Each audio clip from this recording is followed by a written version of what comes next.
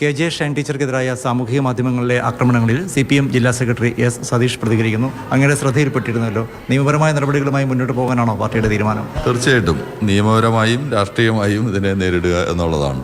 Shine teacher ഇപ്പോൾ തന്നെ അതുമായി ബന്ധപ്പെട്ടുകൊണ്ട് പരാതി കൊടുത്തിട്ടുണ്ട്.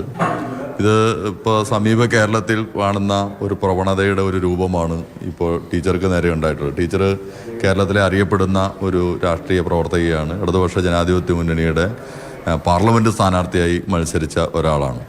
അപ്പോൾ അത്രയും പ്രധാനപ്പെട്ട ഒരാളെ സംബന്ധിച്ച് പോലും ഒന്നുമില്ലാത്തതിന്നും ഒരു വ്യാജ വാർത്തയുണ്ടാക്കി ഈ രൂപത്തിൽ പ്രചരിപ്പിക്കുക എന്നുള്ളത് കേരളത്തിലെ രാഷ്ട്രീയ രംഗത്തേക്ക് കടന്നു വരുന്ന ജീർണതയാണ് ഇത് കാണിക്കുന്നത്.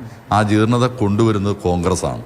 യഥാർത്ഥത്തിൽ രാഹുൽ മാങ്കൂട്ടത്തിൻ്റെ വിഷയം പുറത്തു വന്നതോടുകൂടി കോൺഗ്രസിൻ്റെ ജീർണത എത്രമാത്രം ഉണ്ട് എന്നുള്ളത് കേരളീയരാകമാനം മനസ്സിലാക്കി നമ്മളത് ചർച്ച ചെയ്തുകൊണ്ടിരിക്കുകയാണ്. ആ പ്രശ്നം ഉയർന്നു വന്നപ്പോൾ ആ വിഷയം ഉന്നയിച്ച പെൺകുട്ടികളുണ്ട്, യഥാർത്ഥത്തിൽ ഇരകളായ പെൺകുട്ടികൾ.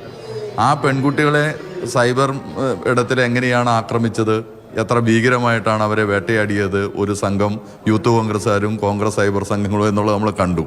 ആ വിഷയം ഉയർന്നു വന്നപ്പോൾ കോൺഗ്രസിൻ്റെ സമുന്നതരായ വനിതാ നേതാക്കന്മാർ ചെറിയ പ്രതികരണം നടത്തി. അവരെ ഏത് രൂപത്തിലാണ് ഈ സംഘം ആക്രമിച്ചതെന്നും നമ്മൾ കാണുകയുണ്ടായി. അപ്പോൾ അത്തരത്തിൽ തങ്ങളുടെ ജീർണത മറച്ചു വയ്ക്കാൻ വേണ്ടി സോഷ്യൽ മീഡിയയിലൂടെ ഏത് വിധത്തിലുള്ള പ്രചരണവും സംഘടിപ്പിക്കുമെന്ന നിലയിലേക്കാണ് ഈ കൂട്ടർ കേരളത്തിനകത്ത് എത്തുന്നത്. CPM-ന്റെ MLA-മാർ അതിലൊരാൾ എന്നൊക്കെ പറഞ്ഞിട്ട് ഒരു വാർത്ത കൊടുക്കുക.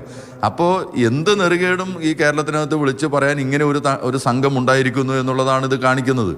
ഈ രാഷ്ട്രീയ രംഗത്തും പൊതുപ്രവർത്തന രംഗത്തേക്കും കടന്നു വരുന്ന കൊള്ളാവുന്ന വനിതാ പ്രവർത്തകരെ ആരെയും ഞങ്ങൾ ഈ രൂപത്തിലെല്ലാം ചിത്രീകരിക്കും എന്നാണ്. അതാണ് കോൺഗ്രസ്സുകാരുടെ വനിതാ നേതാക്കന്മാർക്കെതിരെ CPM-ന്റെ വനിത ആരെ സംബന്ധിച്ചും ഈ പറയുന്ന സംഘം ഇത് ചെയ്യും എന്നുള്ളതാണ് കാണുന്നത്. അതിനെ കേരളം ഒറ്റക്കെട്ടായി നിന്ന് ചെറുക്കേണ്ടതാണ്.